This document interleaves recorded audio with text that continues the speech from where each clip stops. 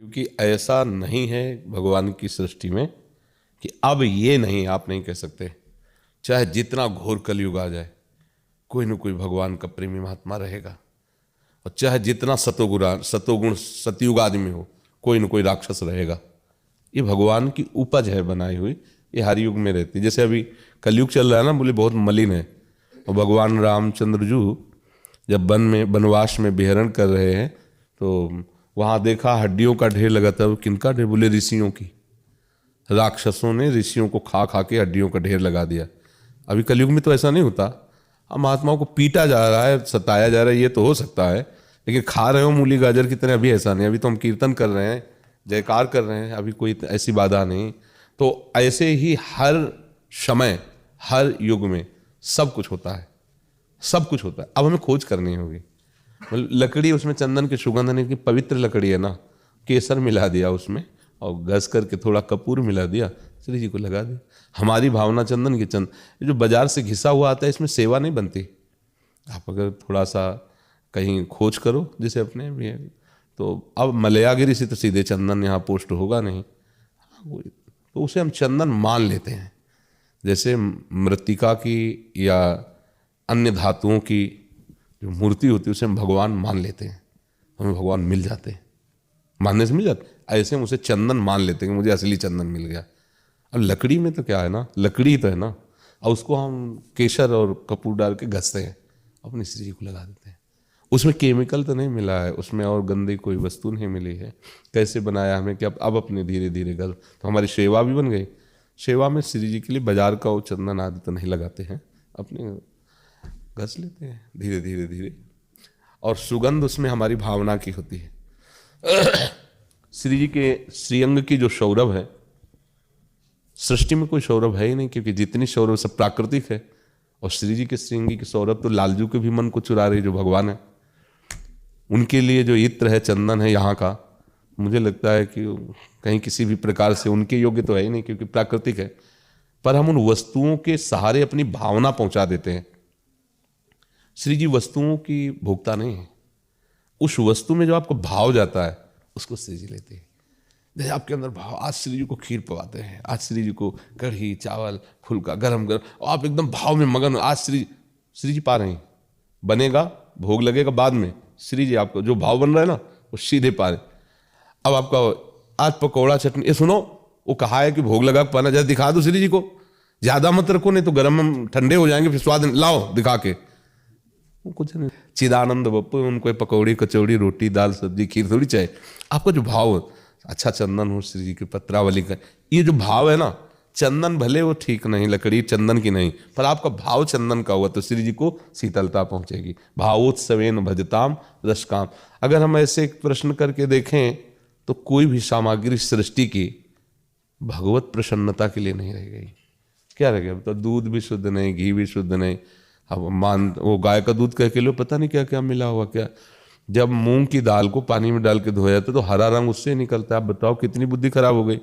दाल को रंग दिया। अब हम कौन सी पदार्थ में दृष्टि डालें कि भाई फल का भोग लगा दो, तो ऐसे ऐसे इंजेक्शन लगाए जाते हैं, ऐसी ऐसी उनको ऊपर से सब केमिकल आदि लगाए, वो सुरक्षित रहे 2-4-6 महीने।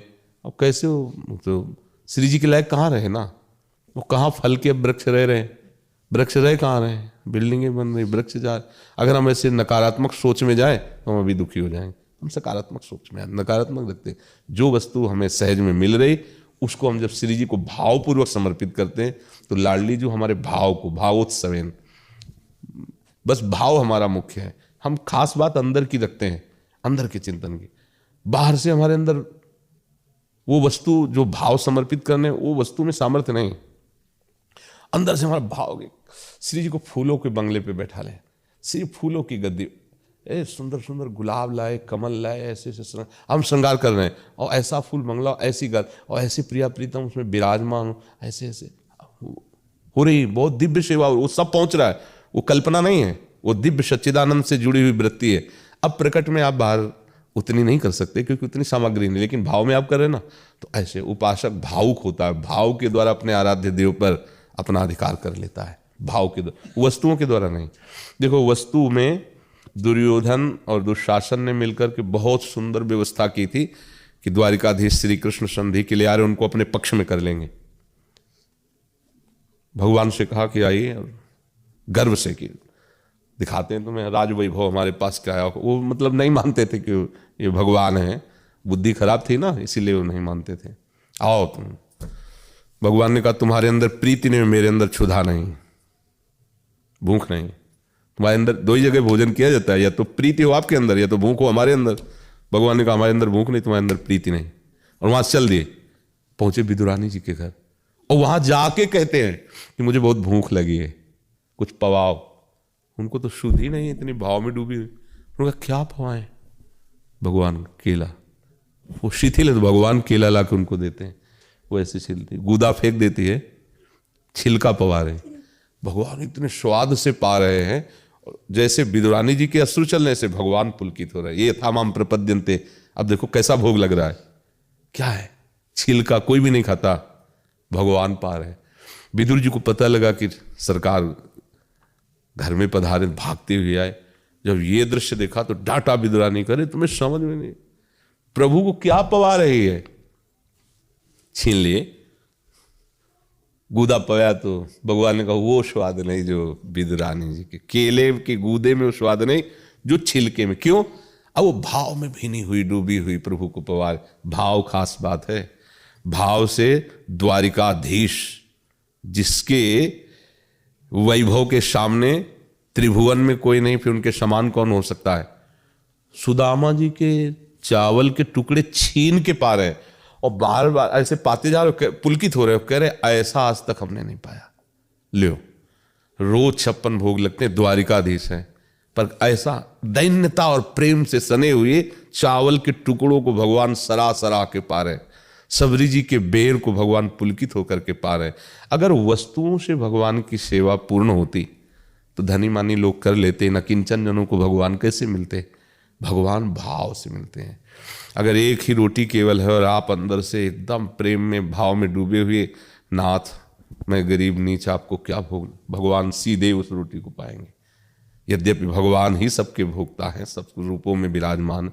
भाव नहीं, और भाव है तो जैसा आपका भाव वैसे ही वो भूखे हैं, वैसे भूखे हैं। भाव को बहुत बड़ा समर्थ होते हुए भी भगवान भाव के आगे असमर्थ है। आप जैसा भाव करेंगे भगवान उस भाव का अनुकरण करते हैं। एक बार नारद जी भगवान के दर्शन करने गए नंदालय में, तो बड़ी देहरी मोटी, तो उस देहरी में भगवान चढ़ रहे थे बाल गोविंद घुटनों के वजह से। अब छोटे छोटे श्री चरण, छोटे छोटे कर कमल, तो छाती रखी ऐसे करके, पीछे के चरण उठ गए और आगे हाथ नीचे गया नहीं, तो बीच में ऐसे टंगे रो रहे हैं। नारद जी दर्शन करने के साष्टांग दंडवत किया, बोले प्रभु अभी निकाल दो, ये तुम्हारे लिए नहीं हो रहा, तुम तो जानते हो ना, दूर खड़े केवल बीणा में हमारे नाम कीर्तन करो, ये जिनके भाव के लिए हम रो रहे हैं उनको आने दो। मैया भागती हुई आई लाला के रोने, अरे मेरा लाला, ऐसे उठाया, छाती से लगाया और दासियों को डांटा, तुम्हें इतना सुकुमार देखो कैसे कष्ट। नारद जी को एक चरण बढ़ाया तो ब्रह्मलोक भी छोटा पड़ गया, वो नंद की डेहरी को नहीं पार कर पा रहे हैं। ये है भाव की अधीनता। सुख देना है ना वात्सल्य का, तो भगवान ऐसे। हमारे प्रभु सर्व सामर्थ्यशाली होते हुए भी भाव के बंधन को नहीं तोड़ पाते। जिसने भाव में प्रभु को बांध लिया वो हर समय प्रभु उसके पीछे रहते हैं। जी।